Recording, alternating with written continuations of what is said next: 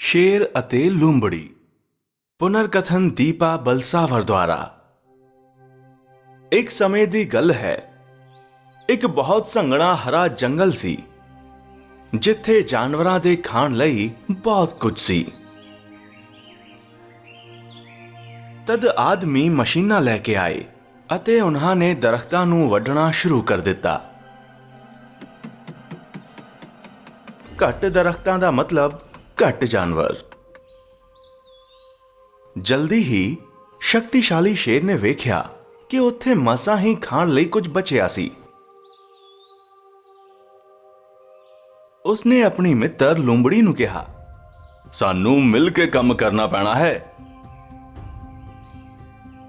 ਤੂੰ ਇੱਕ ਜਾਨਵਰ ਲੱਭ ਅਤੇ ਉਸ ਨੂੰ ਮੇਰੇ ਕੋਲ ਲੈ ਕੇ ਆ। ਮੈਂ ਇਸ ਨੂੰ ਮਾਰਾਂਗਾ ਅਤੇ ਫਿਰ ਅਸੀਂ ਦੋਵੇਂ ਇਸ ਨੂੰ ਖਾ ਸਕਦੇ ਹਾਂ। ਲੂੰਬੜੀ ਨੇ ਬਹੁਤ ਖੋਜ ਕੀਤੀ। ਆਖਰਕਾਰ ਉਸ ਨੂੰ ਇੱਕ ਆਦਮੀ ਲੱਭਿਆ ਜੋ ਲੱਕੜਾਂ ਦੇ ਢੇਰ ਕੋਲ ਖੜਾ ਸੀ। ਜੰਗਲ ਦੇ ਦੂਜੇ ਪਾਸੇ ਬਹੁਤ ਵੱਡੇ ਅਤੇ ਵਧੀਆ ਦਰਖਤ ਹਨ।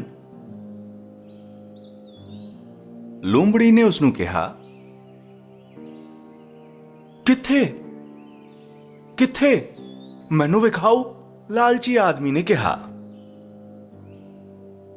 ਇਸ ਲਈ ਲੂੰਬੜੀ ਨੇ ਆਦਮੀ ਨੂੰ ਇੱਧਰ ਉੱਧਰ ਘੁਮਾਇਆ ਅਤੇ ਜੰਗਲ ਦਾ ਚੱਕਰ ਲਗਾਇਆ ਅਤੇ ਉਸ ਨੂੰ ਉੱਥੇ ਲੈ ਕੇ ਗਈ ਜਿੱਥੇ ਭੁੱਖਾ ਸ਼ੇਰ ਉਡੀਕ ਰਿਹਾ ਸੀ। ਸ਼ੇਰ ਆਦਮੀ ਵੱਲ ਕੁੱਦਿਆ। ਆਦਮੀ ਗੋਲੀ ਵਾਂਗ ਨੇੜੇਲੇ ਦਰਖਤ ਤੇ ਇੱਕ ਬਾਂਦਰ ਦੀ ਤਰ੍ਹਾਂ ਚੜ ਗਿਆ। ਸ਼ੇਰ ਅਤੇ ਲੂੰਬੜੀ ਬਹੁਤ ਜ਼ਿਆਦਾ ਚਿੰਤਿਤ ਨਹੀਂ ਸਨ।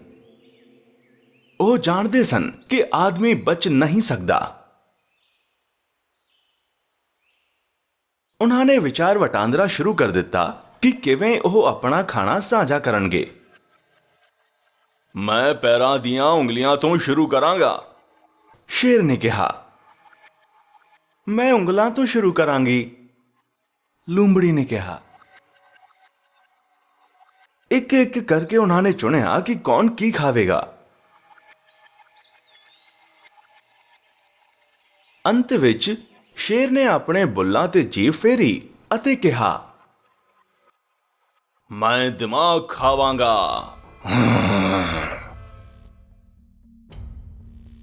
ਹੁਣ ਲੂੰਬੜੀ ਵੀ ਆਦਮੀ ਦੇ ਦਿਮਾਗ ਨੂੰ ਖਾਣ ਬਾਰੇ ਸੁਪਨੇ ਲੈਣ ਲੱਗੀ ਸੀ। ਉਸਨੇ ਸ਼ੇਰ ਨੂੰ ਦੱਸਿਆ, ਪਰ ਇਸ ਜਾਨਵਰ ਕੋਲ ਤਾਂ ਦਿਮਾਗ ਹੈ ਹੀ ਨਹੀਂ। ਜੇਕਰ ਹੁੰਦਾ ਕਿ ਉਹ ਸਾਰੇ ਦਰਖਤਾਂ ਨੂੰ ਵੱਢਦਾ ਅਤੇ ਜੰਗਲ ਨੂੰ ਨਸ਼ਟ ਕਰਦਾ।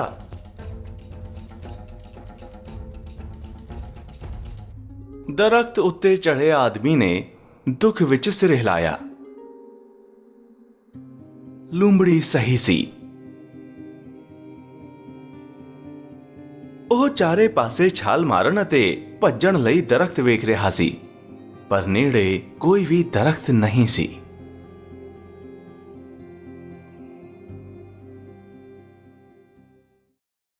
ਸੁਣੋ, ਇਸ ਵੀਡੀਓ ਨੂੰ ਪਸੰਦ ਅਤੇ ਸਾਂਝੀ ਕਰਨਾ ਨਾ ਭੁੱਲੋ। ਕਿਰਪਾ ਕਰਕੇ ਹੇਠਾਂ ਆਪਣੀ ਟਿੱਪਣੀ ਕਰੋ।